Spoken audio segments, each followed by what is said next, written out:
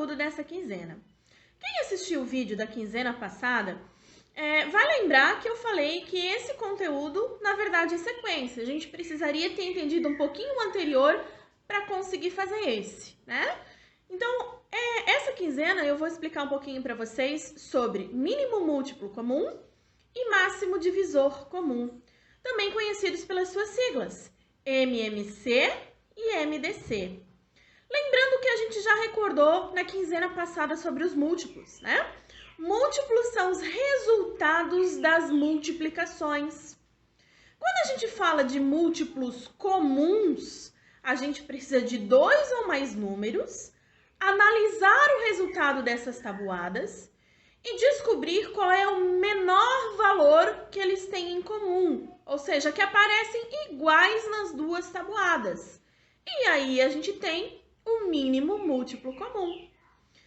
O método mais comum, vamos dizer assim, que a gente poderia utilizar para fazer, seria a construção das tabuadas dos números que a gente precisa encontrar o mínimo múltiplo comum.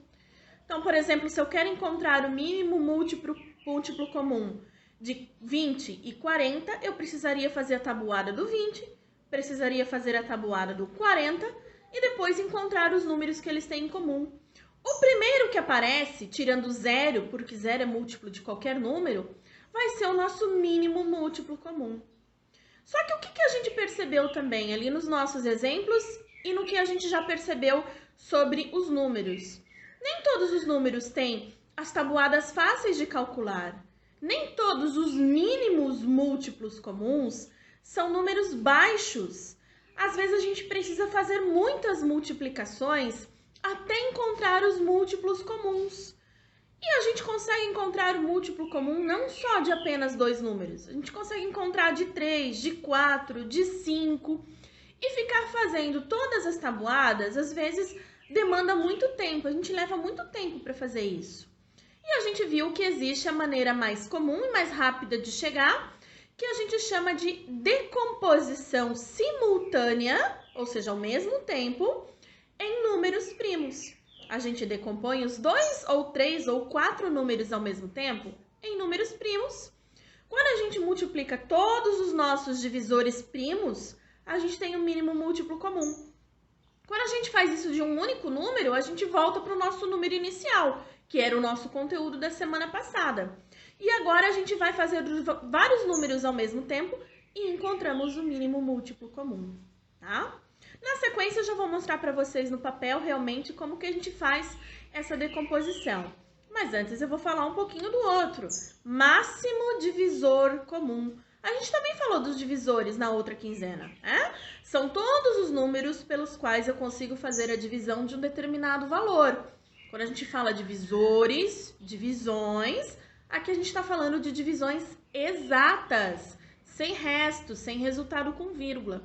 E a gente teria que fazer o mesmo processo, né? Encontrar todos os divisores de 2, de 3, de 4 números que a gente precisa encontrar e analisar qual é o maior igual que aparece em todos os conjuntos. E a gente também tem uma maneira mais prática de fazer isso, que também é na decomposição simultânea, ou seja, ao mesmo tempo, em fatores primos. A diferença para encontrar o resultado nessa decomposição em números primos do mínimo múltiplo comum para o máximo divisor comum é que no mínimo múltiplo comum a gente multiplica todos os divisores que aparecerem ali, os números primos.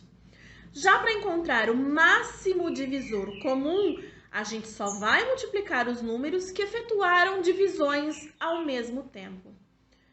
Agora, será que todos os números possuem mínimo múltiplo comum e máximo divisor comum?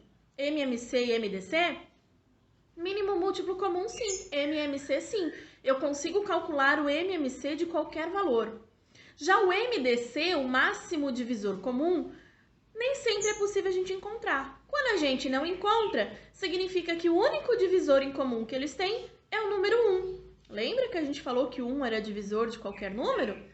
Então, quando eles não possuem outros números para serem divisores iguais, a gente tem o número 1, certo?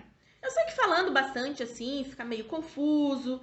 Vocês têm os exemplos lá na atividade impressa, mas agora eu vou mostrar para vocês na prática Como que a gente faz essa decomposição simultânea e encontra o MMC e o MDC? Inclusive, a gente consegue fazer uma única decomposição e encontrar o MMC e o MDC de uma única vez. Vamos lá para o papel? Então, amiguinhos, vamos ver esse exemplo. Calcule o MMC e o MDC dos números 12 e 18. Se a gente seguisse o que a gente conhece de múltiplos e divisores, a gente teria então primeiro que fazer, para calcular o MMC, toda a tabuada do 12, depois toda a tabuada do 18 e encontrar qual é o primeiro valor igual que aparece para os dois, não considerando zero. Para calcular o MDC, a gente teria que fazer uma listagem de todos os divisores do 12, todos os divisores do 18 e procurar qual é o maior valor que aparece igual nessa listagem, não considerando 1. Como eu disse, se não tiver outro número, será o 1. Já como a gente trabalha com a decomposição simultânea, né, composição ao mesmo tempo em números primos, a gente consegue fazer uma conta mais prática e uma única conta a gente consegue encontrar esses dois valores, MMC e MDC. Então, como que a gente faz?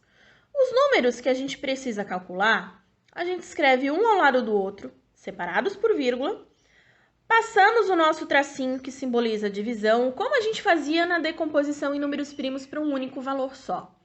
No mesmo esquema, neste lado direito, somente os divisores primos. Nesse lado esquerdo, embaixo dos números, os resultados das divisões e termina quando chegar em 1 para todos os números. Analisando, então, a nossa tabelinha de números primos, o primeiro número primo que a gente tem é o 2, e os dois números eu posso dividir por 2. Então, o 2 vem aqui. 12 dividido por 2, 6. Abaixo do 12 eu coloco esse resultado. 18 dividido por 2, 9. Abaixo do 18 eu coloco esse resultado. Assim como no anterior, esses números iniciais não me interessam mais e eu prossigo a minha divisão. 6 e 9, eu ainda observo que o 6 é um número par e que ele pode ser dividido por 2. Então, eu vou fazer essa divisão. 6 dividido por 2 é 3. O 9, para ser divisível por 2, teria que dar a divisão exata. A gente sabe que não dá. Então, eu não posso fazer essa divisão. O que a gente faz? Esse 9 apenas é repetido aqui embaixo, porque ele não participou da divisão, para a gente dar sequência sempre na mesma linha. Então, tanto o 6 quanto esse 9 daqui de cima não me interessam mais. 3 e 9 não são números pares. Eu não posso dividir por 2. Então, olhando lá naquela minha tabelinha de números primos, o próximo primo é o 3. Então, vou colocar aqui. 3 dividido por 3 é 1. 9 dividido por 3 é 3. Ainda não terminou porque eu preciso chegar em 1 para os dois valores. Aqui não me interessa mais. Eu observo que aqui ainda existe um número que é divisível por 3. O 1, como não tem mais como dividir, a gente repete. 3 dividido por 3 é 1 e significam que as nossas divisões terminaram. A diferença agora é na análise do resultado para o cálculo do MMC e do MDC. MMC, eu vou trabalhar com a multiplicação de todos os valores. Então, lá, 2 vezes 2, 4. 4 vezes 3, 12. 12 vezes 3, 36. Então, o mínimo múltiplo comum de 12 e 18 é o 36.